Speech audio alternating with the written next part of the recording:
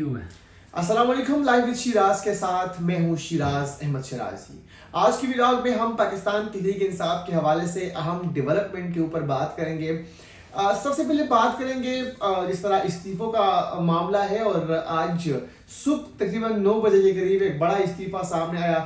Judicial commission سے شبلی فراز نے جو ہے وہ استعفیٰ دیا، اور انہوں نے جو ہے بیرسٹر علی ظفر کو اپنے بجائے اپنے نام کے اوپر انہوں نے ان کو تجویز کیا کہ میری جگہ پر جوڈیشل کمیشن میں ان کو ہونا چاہیے۔ کل رات ہم نے دیکھا تھا کہ عمر ایوب کا استعفیٰ سامنے آیا تھا اور انہوں نے بیرسٹر گوہر کا نام تجویز کیا تھا۔ یہ دو استعفے کیوں آئے، اس کے بیک گراؤنڈ میں کیا ہے؟ یہ خبر میں نے 2 دن پہلے بریک کی تھی کہ بالغ چیئرمین پاکستان تحریک انصاف نے جوڈیشل کمیشن میں جو نام تھے ان پر اعتراض کیا تھا، ان پر تحفظات کا اظہار کیا تھا اور ان دونوں کو نکالنے کا فیصلہ کیا تھا۔ لیکن انہوں نے سیف کھیلتے ہوئے کل رات عمر ایوب نے استعفیٰ دیا کہ میرے اوپر کیسز بہت زیادہ ہے، میں ان میں پیش ہونے جا رہا ہوں یا میرے پاس ٹائم نہیں ہے، اور آج صبح شبلی فراز نے جو ہے وہ استعفیٰ دے دیا۔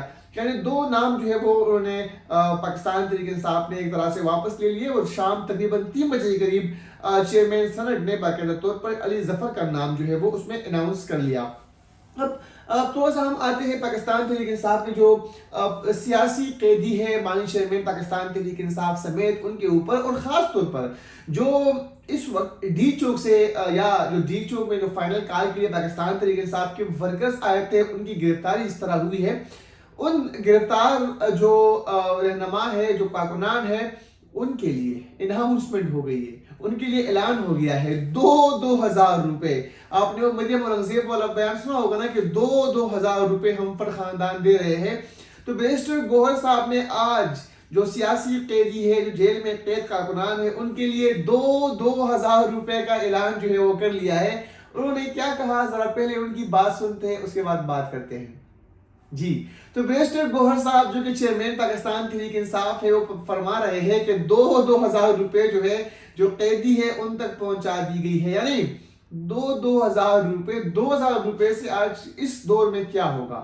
آپ ورکرز کو اسلام آباد لے کے آئے، آپ ورکرز کو اٹھا کے یہاں پر انقلاب لانے کے لیے لے کے آئے، آپ نے ورکرز کو یہاں بے یار و مددگار چھوڑا، بے آستہ چھوڑا۔ آپ کی مرکزی قیادت، آپ کے ایم این ایز، آپ کے ایم پی ایز، آپ کے سینیٹرز، آپ کا وزیر اعلیٰ، آپ کے بانی چیئرمین کی اہلیہ، وہ یہاں ورکرز کو چھوڑ کر راہ فرار اختیار کر گئے۔ اب ان 2,000 روپے سے کیا بنے گا ورکرز کا؟ یہ وہ لوگ تھے، یہ وہ ورکرز تھے جو دہاڑی دار مزدور تھے، یہ وہ ورکرز تھے جو ریبان تھے، یہ وہ ورکر ہیں جو گلی محلوں میں انتہائی کم پیسوں پر کام کرتے تھے، یہ وہ ورکر ہیں جن کے گھر کے چولہے انہی کے پیسوں سے جلتے تھے۔ لیکن آپ نے کیا کیا؟ انقلاب کے لیے اور یہ کہہ دیا کہ جو پختون ہوتے ہیں وہ جہادی ہوتے ہیں، جو پختون ہوتے ہیں وہ غیرت مند ہوتے ہیں۔ غیرت کا جانسا دے کر ان کو آپ اسلام آباد لے کے آئے، یہاں پر آپ نے ان کو بے یار و مددگار چھوڑا، اور یہ ورکر یہاں سے جو ہے ٹڈے کھاتے ہوئے، شل کھاتے ہوئے، ربڑ کی گولیاں کھاتے ہوئے یہاں سے وہ چلے گئے۔ اب کوئی گرفتار ہے، کوئی قید میں ہے، اور آپ کہہ رہے ہیں کہ 2,000 روپے ان کو دیے جا رہے ہیں۔ کیا بنے گا ان 2,000 روپے سے کہ جب آپ اتنی دھڑلے سے، اتنی فخر سے بیرسٹر گوہر صاحب آپ اعلان کر رہے ہیں؟ کیا بنے گا ان 2,000 روپے سے؟ بیرسٹر صاحب، یہ ورکر جو ہے وہ آپ سے پوچھ رہے ہیں کہ آپ نے ان کی قانونی معاونت کہاں کی؟ یہ ورکرز کے خاندان والے آپ سے پوچھ رہے ہیں۔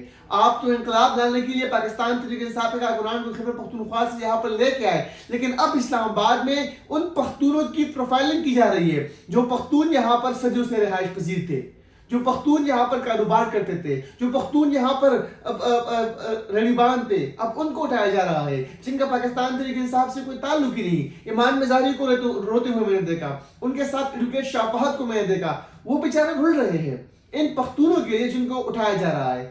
آپ تو انقلاب لے آئے ہو، آپ نے تو انقلاب جو ہے انقلاب کے نعرے لگائے، اور آپ کی جو مرکزی قیادت تھی وہ یہاں سے بھاگتے ہوئے خیبر پختونخوا گئے۔ انہوں نے ورکرز کی جذبات کو ٹھیس پہنچایا، انہوں نے ورکرز کی عزت نفس کو نقصان پہنچایا، انہوں نے ورکر کو یہاں پر بے آسرا، بے یار و مددگار چھوڑا۔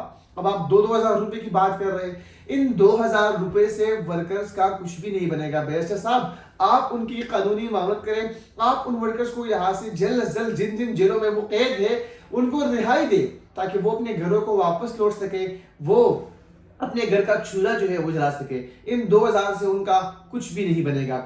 اس کے علاوہ ناظرین بات کریں گے پاکستان تحریک انصاف کی اسٹریٹجی کے حوالے سے.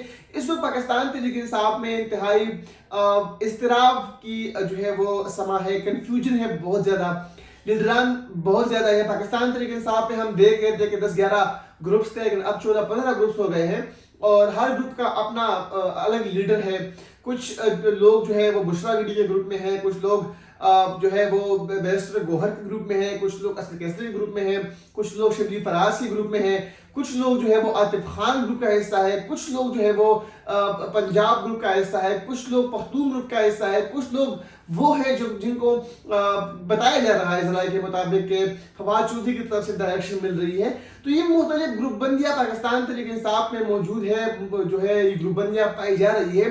اور ہم دیکھ اس طرح قاسم سوری کا اس دن ٹویٹ سامنے آیا تھا بانی چیئرمین کے حوالے سے کہ ان کو کچھ دیا جا رہا ہے, ان کو جی ایس کیو منتقل کر دیا گیا, ان کے جو جہاں پر ان کو لگا گیا ہے وہاں کے باہر پاک فوج کے جوان جو ہے وہ تعینات ہے.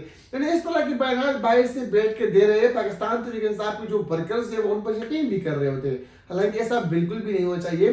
بانی چیئرمین نے تمام چیزوں جو ہے وہ دور کر دی.